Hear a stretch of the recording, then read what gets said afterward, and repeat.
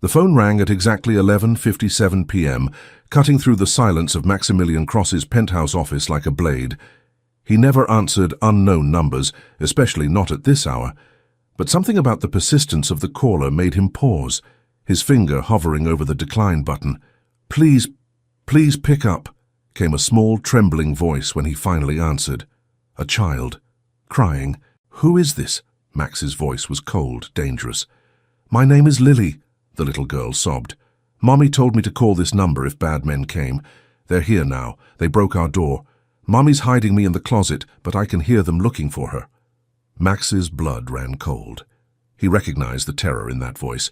He'd heard it before, 3 nights ago, when he'd given Chloe Martinez his private number. The cleaning lady who'd witnessed Tommy Benedetto put 3 bullets in a rival's chest. The woman who could destroy the Russo family with her testimony. "Lily," he said, his voice gentler now. "Tell me exactly where you are." 3 nights earlier, Maximilian Cross moved through the empty corridors of Chicago General Medical Clinic like a shadow. At 2 a.m., the building was supposed to be deserted except for security. But his sources had confirmed someone else was there. Someone who might have seen too much. The Russo family had made their move in the clinic's parking lot, thinking they were invisible. Tommy Benedetto had executed a rival gang member with his signature 3-shot pattern, clean and efficient. But the Russos had a fatal flaw. They never checked for witnesses thoroughly enough. Max found her in the 3rd-floor break room, a small woman with tired eyes mopping the floors with mechanical precision. Chloe Martinez, according to his research, 28 years old, single mother, worked 3 jobs to keep herself and her 8-year-old daughter afloat. The kind of person who became collateral damage in his world. She looked up when his shadow fell across the doorway, and he watched her face cycle through confusion, recognition, and fear. Smart woman. She knew danger when she saw it. "You're working late," Max said, stepping into the room. His voice was calm, controlled, the tone that made grown men confess their sins. Chloe's knuckles went white around the mop handle. I have permission to be here. Dr. Mitchell knows I clean after hours. I'm not questioning your right to be here." Max moved closer, noting how she didn't back down despite her obvious fear. Brave. "I'm questioning what you might have seen 3 nights ago, around midnight, in the parking lot." The mop clattered to the floor. "I don't know what you're talking about," she whispered, but her eyes betrayed her. She'd seen everything. Max studied her face, the way her pulse jumped in her throat, the slight tremor in her hands, the protective way she angled her body toward the exit. Every instinct screamed that she was lying, but not out of malice, out of terror.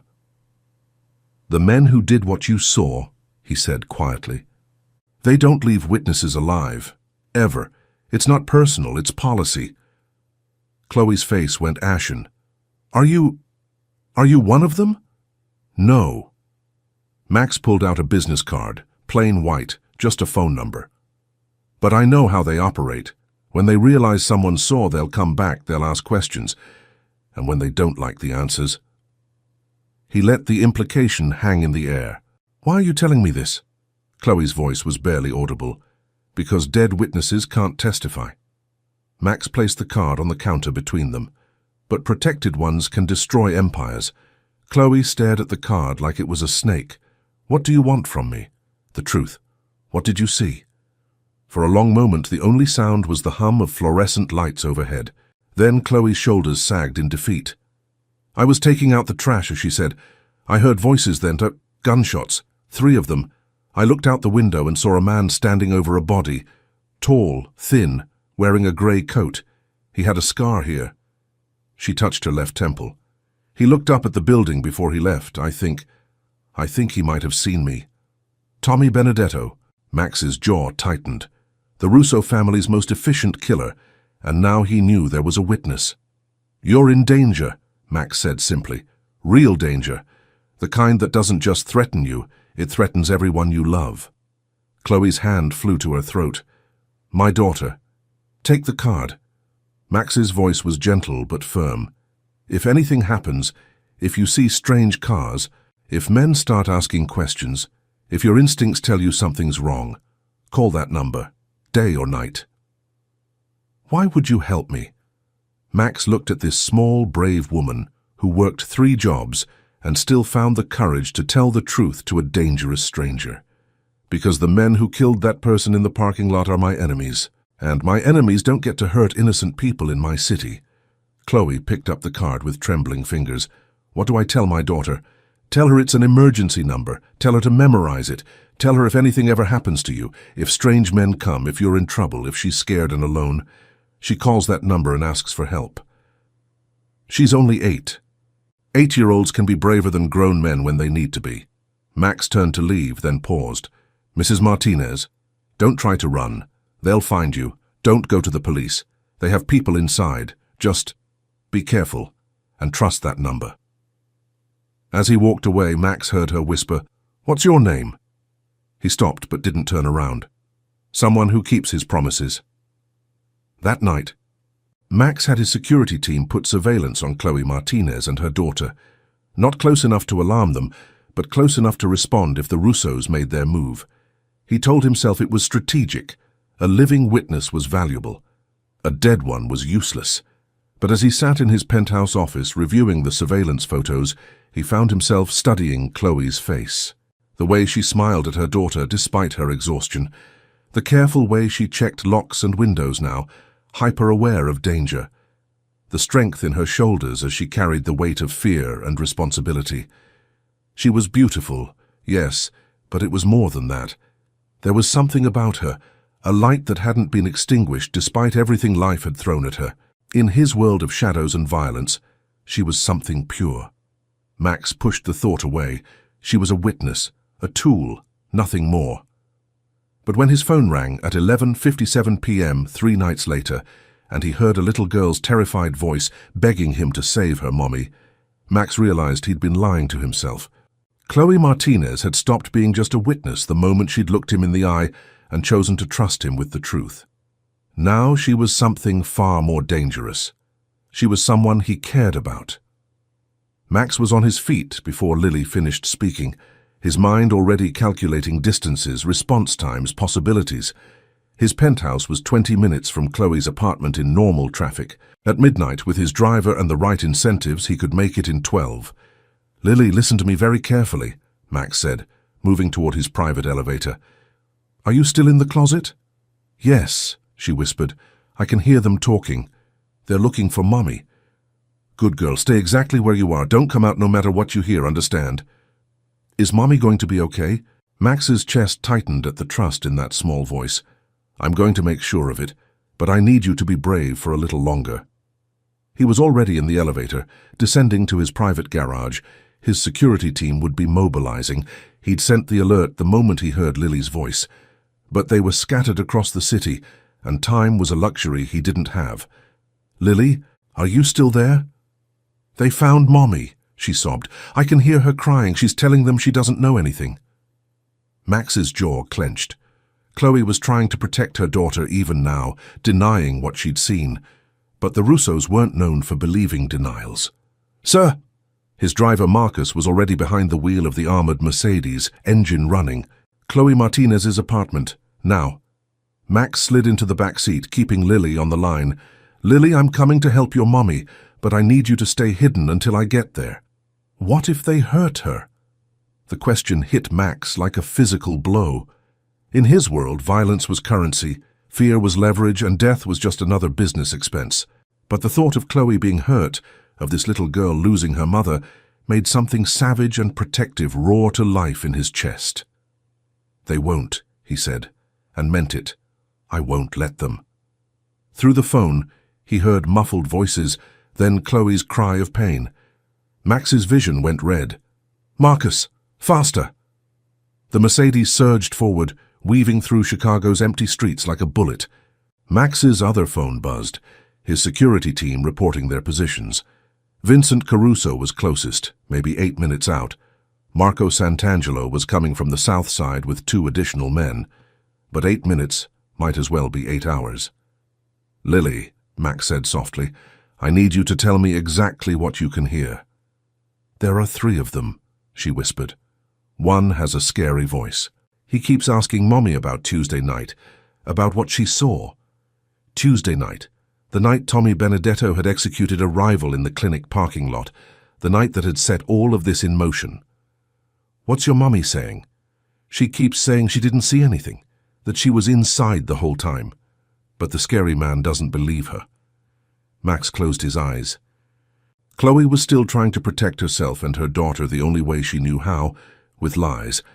But the Russos hadn't survived this long by accepting convenient denials. "Lily, I'm almost there. When I arrive, there might be loud noises. Don't be scared, okay? It just means I'm helping your mommy." "Are you a police officer?" The innocent question made Max's throat tight. "No, sweetheart. I'm something else, but I promise you, I keep my promises. Your mommy is going to be safe." Through the phone, he heard a man's voice, cold and threatening. "We know you saw Tommy that night. The question is whether you're going to tell us willingly or whether we need to get creative." Then Chloe's voice, stronger than Max expected. "I told you, I didn't see anything. I was inside cleaning. I never went outside." "Funny thing about lying," the man continued. "It gets easier with practice, but it also gets more expensive." Max heard the unmistakable sound of a gun being cocked. "No!" Chloe cried. "Please, I have a daughter. She's just a baby." "Then you should have thought about that before you decided to play witness." Max's phone vibrated with a text from Vincent. 2 minutes out, 2 minutes too long." "Marcus, we're going in hard way," Max said. "Call Vincent, tell him to come in from the back. No survivors except the women." "Yes, sir." Max checked his weapon. A Sig Sauer P226, loaded and ready. He'd killed before, many times, but always for business. Always cold, calculated, necessary. This felt different. This felt personal. "Lily," he said into the phone. "I'm here. I'm coming up now. Remember, stay in the closet no matter what you hear." "Okay," she whispered. "Mr. Max, thank you for coming." Mr. Max. The simple trust in those words nearly undid him. Max ended the call and moved toward the apartment building like death itself. The front door had been kicked in. Sloppy work. The kind of intimidation tactic the Russos favored. They wanted fear, not subtlety. He took the stairs 3 at a time, his footsteps silent on the worn carpet. 3rd floor, apartment 3B. The door was ajar, and he could hear voices from inside. "Last chance, lady. Tell us what you saw or we start taking pieces." "I didn't see anything." Chloe's voice was desperate now, terrified but still defiant. Max appeared in the doorway like a shadow made flesh.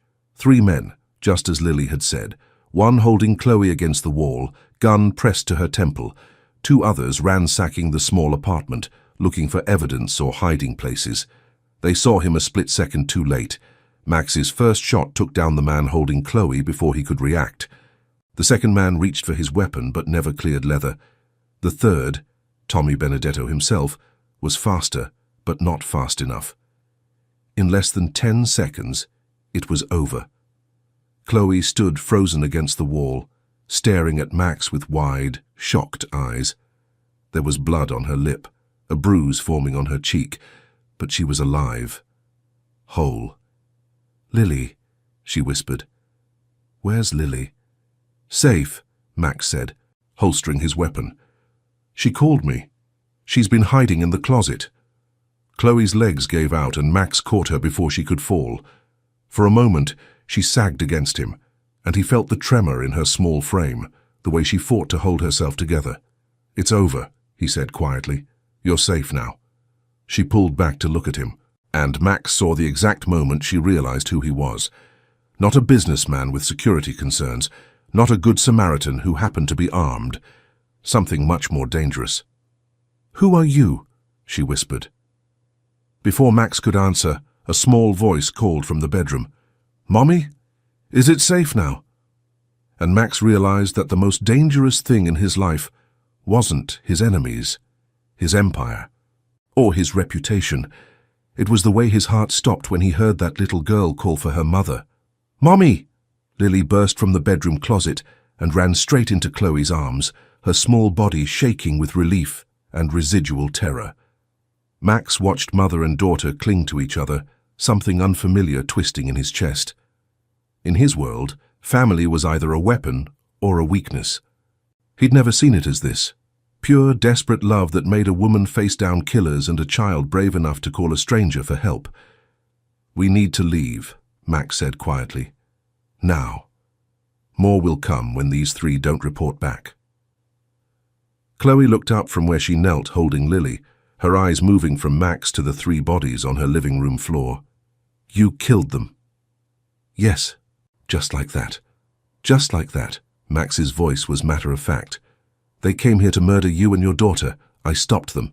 Lily peeked out from her mother's embrace, studying Max with the fearless curiosity of childhood. "Are you Mr. Max? The one I called?" "I am. You came really fast. I promised I would." Chloe stood slowly, keeping Lily close. "What happens now? Do we call the police?" Max almost smiled at her naivety. "The police can't protect you from the Russo family. They have judges, cops, prosecutors on their payroll. You'd be dead within a week." "Then what?" "You come with me." Max pulled out his phone, texting his cleanup crew. "Pack whatever you and Lily need for a few days. We leave in 5 minutes." "I'm not going anywhere with you," Chloe said, her voice stronger now. "I don't even know who you are." "Mommy," Lily tugged on her mother's shirt. "He saved us. He's one of the good guys." If only it were that simple. Max crouched down to Lily's eye level, his voice gentle. "Lily, can you go pack some clothes and toys just for a few days, like a sleepover?" "Where are we going?" "Somewhere safe." Lily looked between Max and her mother, then nodded and scampered toward the bedroom. Smart kid. She understood more than she let on. "I'm not going with you," Chloe repeated, once Lily was out of earshot. "Then you'll be dead by morning." Max's voice was blunt. "The Russo family doesn't forgive and they don't forget. You've seen too much, and now you've cost them 3 soldiers. I didn't ask for any of this." "No, you didn't." Max's expression softened slightly. "You were just trying to work, trying to take care of your daughter, but that doesn't change reality. Anthony Russo will send more men, better men, and next time I might not get here in time." Chloe's hands shook as she ran them through her hair. "This is insane. This morning I was worried about paying rent, and now you're under the protection of the most powerful crime family in Chicago." The words hung in the air like a confession. Chloe stared at him, pieces clicking into place. "You're not a businessman, are you?" "No. You're one of them. A criminal." Max stood, his full height imposing in the small apartment. "Yes. Oh God." Chloe backed toward the wall. "I put Lily in danger with criminals." "You've put Lily under the protection of someone who can actually keep her safe." Max's voice was patient but firm. "The Russos are coming whether you trust me or not. The question is whether you want to face them alone or with an army at your back." "I don't want any army. I just want my normal life back." "Your normal life ended the moment you looked out that window." Max moved closer, his voice gentle but implacable. "I'm sorry. I know it's not fair, but fair doesn't matter anymore. Only alive matters." Footsteps on the stairs made them both freeze. Max drew his weapon in one fluid motion, positioning himself between Chloe and the door. "Boss." Vincent Caruso's voice called from the hallway. "Clear," Max replied, holstering his gun. "Come in." Vincent entered with 2 other men, their eyes quickly cataloging the scene. Professional cleaners. They'd make the bodies and evidence disappear like they'd never existed. "Mrs. Martinez." Vincent nodded respectfully to Chloe. "Mom." "Vinny, this is Chloe and her daughter Lily. They're under family protection now." Vincent's eyebrows rose slightly. Max had never extended family protection to civilians before, but he simply nodded. "Understood, boss. We'll have this cleaned up in 30 minutes. "Mommy?" Lily appeared in the bedroom doorway with a small backpack. "I packed my clothes and Mr. Bunny." Chloe looked at her daughter, so small, so trusting, so completely dependent on her mother's choices, and Max saw the moment she realized she had no real choice at all. "Okay," she whispered. "Okay, we'll come with you. But I want answers. Real answers." "You'll get them," Max promised. 20 minutes later, they were in the back of Max's Mercedes, driving through Chicago's empty streets toward his estate in Lake Forest. Lily had fallen asleep against her mother's shoulder, exhausted by the night's trauma. Chloe stared out the window, watching her old life disappear behind them. "The men who came tonight," she said quietly, "they would have really killed us." "Yes." "Even Lily?"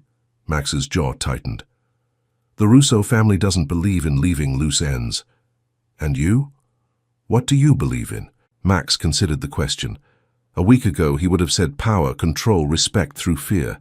But looking at this woman who'd risked everything to tell him the truth, who'd faced down killers to protect her daughter, who was now trusting him with both their lives. "I believe in keeping my promises," he said finally. "What promise did you make?" "To keep you safe." They drove in silence for a while, the city giving way to suburbs, then to the wooded estates of Chicago's elite.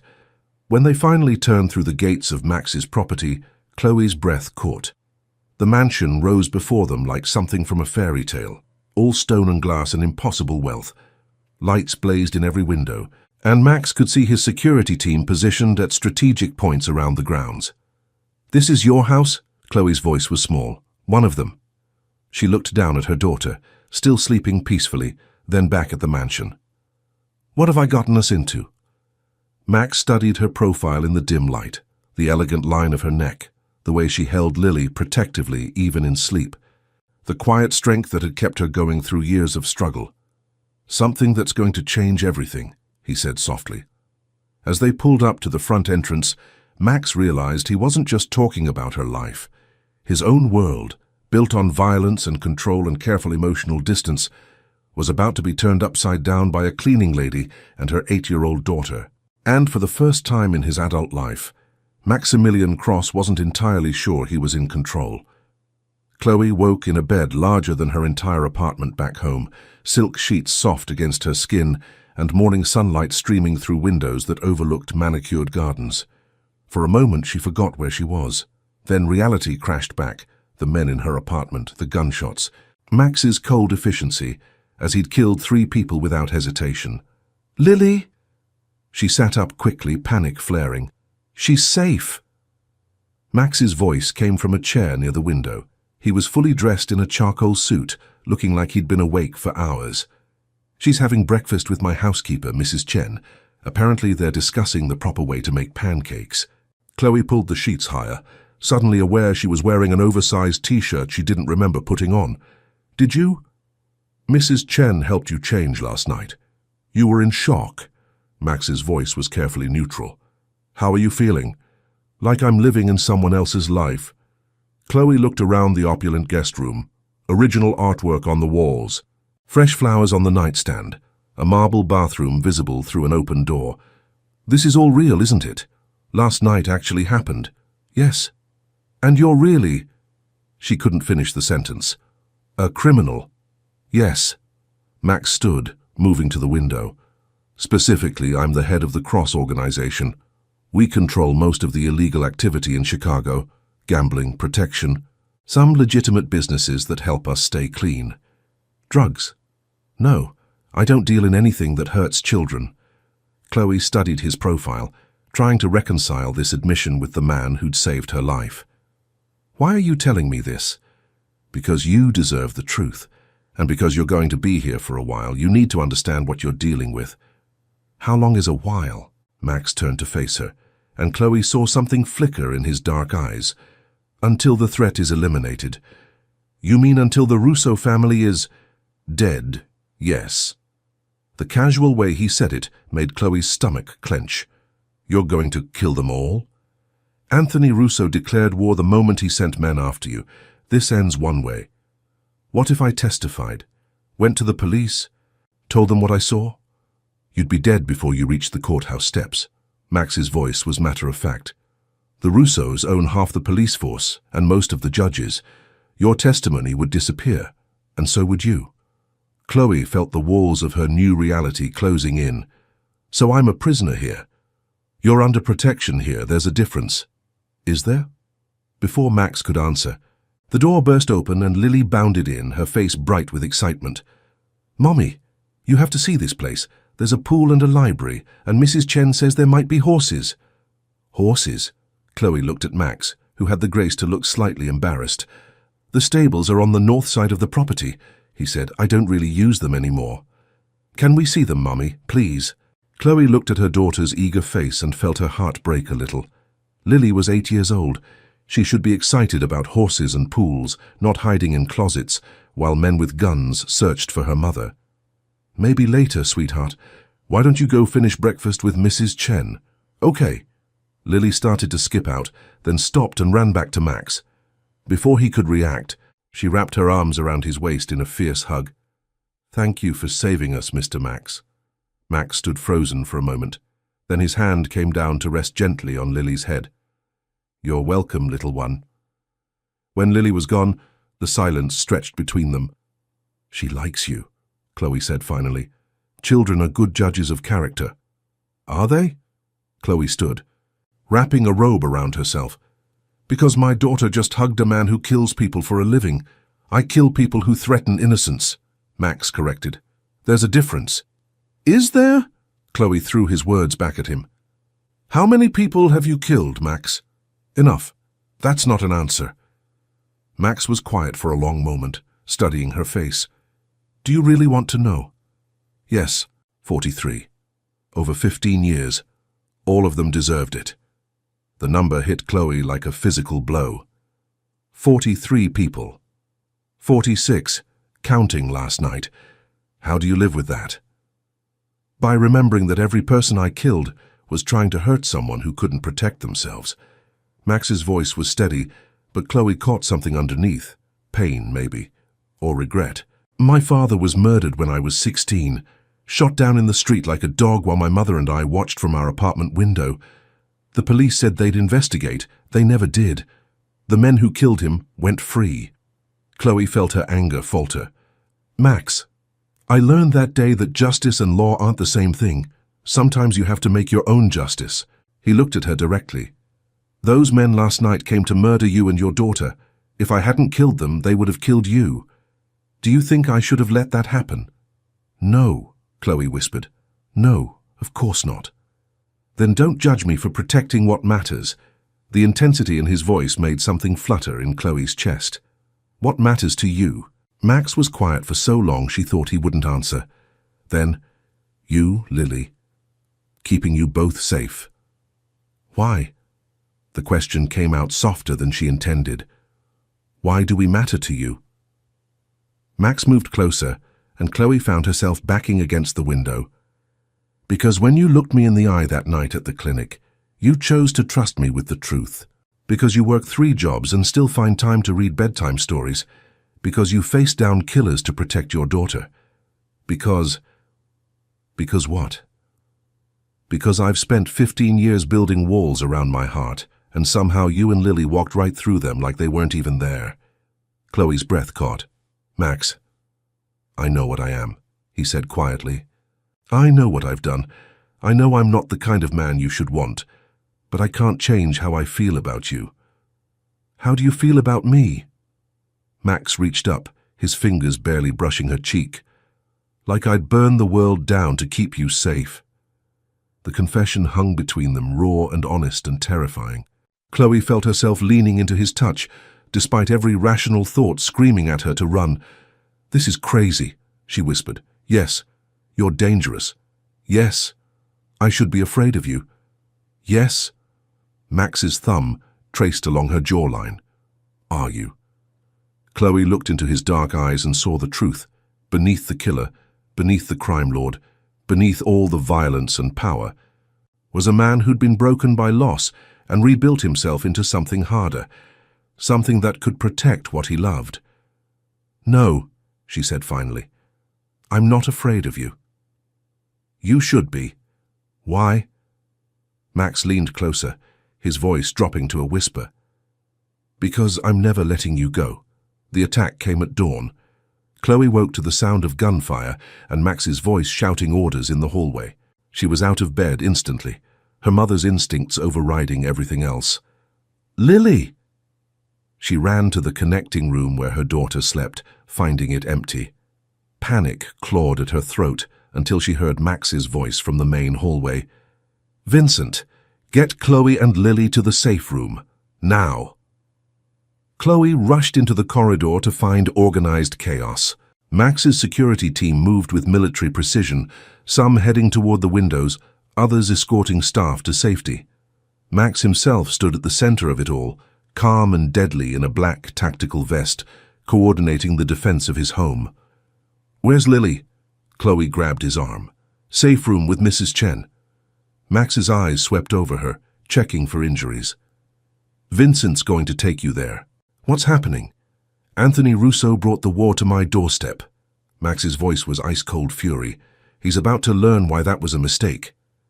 More gunfire erupted from the grounds below. Through the windows, Chloe could see muzzle flashes in the pre-dawn darkness, Max's men holding defensive positions around the estate. "Boss?" Vincent appeared at Max's shoulder. "Mrs. Martinez, we need to move. Now." "Go," Max said to Chloe. "I'll come for you when it's over." "What if—" "I'll come for you," Max repeated, his voice fierce with promise. "No matter what." Vincent led Chloe through a maze of corridors to a hidden door behind a bookshelf. The safe room beyond was like a small apartment. Comfortable furniture, supplies, communication equipment. Lily sat on a couch with Mrs. Chen, clutching her stuffed rabbit. "Mommy!" Lily ran to her, and Chloe swept her into her arms. "It's okay, baby. Everything's going to be okay." But as the gunfire intensified outside, Chloe wondered if she was lying.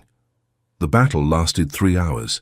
Chloe paced the safe room like a caged animal, listening to the sounds of war raging above them. Vincent monitored radio chatter, his face grim as he tracked the progress of the fight. "Vincent," Chloe said finally, "tell me the truth. How bad is it?" Vincent looked at Lily, who was pretending to sleep on the couch, then back at Chloe. "Russo brought 40 men. Professional soldiers, not street thugs. He's trying to end this permanently. And Max? The boss is. The boss. He's survived worse." But Chloe heard the worry Vincent was trying to hide. She closed her eyes, sending up a prayer to whatever gods protected dangerous men and the women who loved them. When the silence finally came, it was deafening. Vincent's radio crackled. "Safe room, this is Marco, all clear. Repeat, all clear." "Copy that," Vincent responded. "Status on the boss." A pause that lasted forever. Then, alive. Wounded, but alive. Chloe's knees nearly gave out with relief. They found Max in his study, shirt off, while a doctor stitched a bullet graze along his ribs. His face was streaked with dirt and blood, but his eyes were alert and furious. "Lily, why don't you help Mrs. Chen make some hot chocolate?" Chloe suggested gently. "Is Mr. Max okay?" Lily asked, studying his bandages with concern. "Just a scratch, little one," Max said softly. "Nothing to worry about." Lily nodded solemnly and followed Mrs. Chen out, leaving Chloe alone with Max and the doctor. "How bad?" Chloe asked. "Bullet grazed his rib," the doctor said. "He'll be sore for a week, but no permanent damage. He was lucky." When the doctor left, Chloe moved closer to Max's chair. "What happened to Russo?" "Dead, along with most of his organization." Max's voice was flat, emotionless. "It's over." "All of it? All of it?" Max looked up at her, and Chloe saw exhaustion in his dark eyes. "You're safe now. You and Lily both. You can go home if you want." The words should have filled her with relief. Instead, they felt like a knife to the heart. "Is that what you want? For us to leave?" Max was quiet for a long moment. "I want what's best for you." "That's not what I asked." "Chloe." Max's voice was rough. "Look around you. Look at what my life brings. Gunfights at dawn, blood on the walls. Men trying to kill everyone I care about. Is that really what you want for Lily?" Chloe knelt beside his chair, taking his hands in hers. "Do you know what I want for Lily?" "What?" "I want her to see that love is worth fighting for. That sometimes the right choice isn't the safe choice. That good men come in all kinds of packages, even ones that scare other people." Max's hands tightened on hers. "I'm not a good man, Chloe. You saved us. You protected us. You risked everything to keep us safe." Chloe reached up to touch his face. "You let an 8-year-old girl hug you and didn't push her away. You are a good man, Max Cross. You're just a good man who's had to do terrible things. I'll always have enemies. There will always be danger. Then we'll face it together. Chloe, I love you." The words came out in a rush, before she could lose her courage. "I love your strength and your gentleness, and the way you make me feel safe even when the world is falling apart. I love that Lily trusts you completely. I love that you keep your promises." Max stared at her, something vulnerable and desperate flickering in his eyes. You could have anyone, someone normal, someone safe. "I don't want anyone else. I want you." Chloe smiled through sudden tears. "Besides, what's normal about falling in love with a man because your daughter called him for help?" "Chloe," Max's voice broke on her name. "Save my mom, please," Chloe whispered, echoing Lily's desperate words from that first night. "That's what she said to you, and you did. You saved us both." Max pulled her up into his lap, careful of his injured ribs, and buried his face in her hair. "I love you too," he said quietly. "God help me, I love you both so much it terrifies me." "Good," Chloe said, pulling back to look at him. "Love should be a little terrifying." "Mommy? Mr. Max?" Lily's voice came from the doorway. "Mrs. Chen made hot chocolate with marshmallows." "We'll be right there, sweetheart," Chloe called. But Lily was already running toward them, climbing onto Max's lap beside her mother, like it was the most natural thing in the world. "Are we staying here forever?" Lily asked, settling against Max's chest. Max looked at Chloe, then down at the little girl who'd changed everything with one desperate phone call. "Would you like that?" he asked. "Yes," Lily said simply. "I like it here, and I like you, and Mommy's happy." "How do you know Mommy's happy?" "Because she smiles different now, like she's not worried all the time." Max's arms tightened around both of them. "Then yes, little one. Forever." Years later, Chloe would still remember the exact moment her life changed forever. Not the night she witnessed a murder, or the night men broke into her apartment, or even the morning Max told her he loved her. It was the moment she realized that sometimes the wrong number is exactly the right call. She stood now in the garden of their home, not the fortress-like estate where they'd first found safety, but a sprawling house in the suburbs where Lily could have friends over without security clearances. Max had stepped back from the day-to-day operations of his organization, focusing instead on the legitimate businesses that had always been his long-term goal. "Mrs. Cross," Lily appeared at her elbow, now 12, and growing into the kind of confidence that came from being absolutely certain she was loved. "Dad wants to know if you're ready for dinner." "Dad." The word still made Chloe's heart flutter. Max had officially adopted Lily 6 months after they married, and she'd started calling him Dad the very next day, like she'd just been waiting for permission. "Tell him 5 more minutes," Chloe said, watching Max through the kitchen window as he helped their 3-year-old son, Michael, wash his hands at the sink. "Are you coming?" Lily asked. "In a minute, sweetheart." Lily skipped back toward the house, her laughter mixing with Michael's delighted squeals as Max lifted him onto the counter. Chloe touched the phone in her pocket, a different number now, but she still kept it close. Not because she expected danger, but because she'd learned that sometimes the most important calls come when you least expect them. Sometimes a little girl's desperate plea for help becomes the beginning of everything beautiful. Sometimes the most dangerous man in the city becomes the safest place in the world. Sometimes love really does conquer all.